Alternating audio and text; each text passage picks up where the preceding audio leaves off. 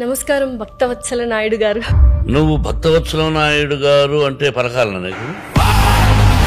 మోహన్ బాబు గారు ముక్కుసూటి మనిషి, ముక్కోపి మనిషి అని విన్నాము. ముక్కుసూటి మనిషి తెలుసు, ముక్కోపి మనిషి కూడా. గతాన్ని తవ్వుకోవడం వేస్ట్. నేను ఇతరులకు అపకారం చేయలే. నాకు ఇతరులు నమ్ముకున్న వాళ్ళు మోసం చేశారు. నా ముక్కుసూటితనం నాకు నష్టాన్ని కలిగింది.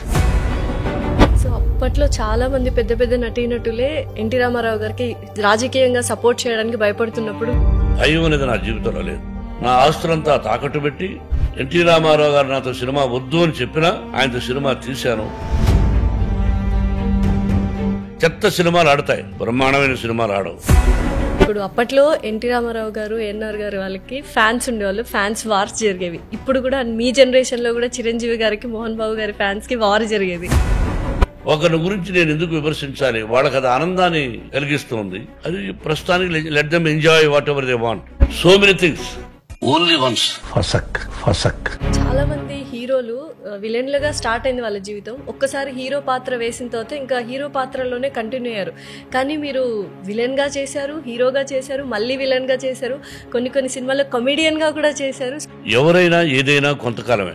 ఉద్యోగానికి కూడా ఇంత వయసులో రిటైర్డ్ అవుతారు. డ్రిల్ మాస్టర్ గా పనిచేస్తున్నప్పుడు, సినిమాలు చూస్తున్నప్పుడు ఏమనుకునేవారు సార్? 6 మాసాలు పనిచేస్తే 50 రూపీస్ శాలరీ ఇచ్చారు. సార్ వేషం కావాలి సార్ అంటే భక్త చెప్తానయ్యా అనేవారు. ఇందాక నుంచి మీతో మాట్లాడుతుంటే ఒకటి అడగాలనిపిస్తుంది నాకు. ఆ ఉంగరం మీద కళ్ళు పోతున్నాయి. అసలు ఏంటి సార్ ఆ ఉంగరం? నీ చూపు నా ఉంగరం మీద ఉంది. అయ్యో పారేస్తాను, దగ్గర పెడతాను. మోహన్ బాబు గారికి రాజకీయాలు సెట్ అవ్వవు. చిరునవ్వులు చిందిస్తూ చిచ్చు పెట్టడమే రాజకీయం. ఆత్మీయత నటిస్తూ అవసరం తీర్చుకోవడమే రాజకీయం. అనురాగాన్ని ప్రదర్శిస్తూ వెన్నుపోటు పొడవడమే రాజకీయం. ఈ పదవీ భద్రతకు ధర్మాలు చూడకుండడమే రాజకీయం. ఈ రాజకీయాన్ని పాటించిన వాడు ఏనాడూ రాజ్యాధికారానికి రాలేడు. ఒకవేళ వచ్చినా ఎంతో కాలం నిలవలేడు.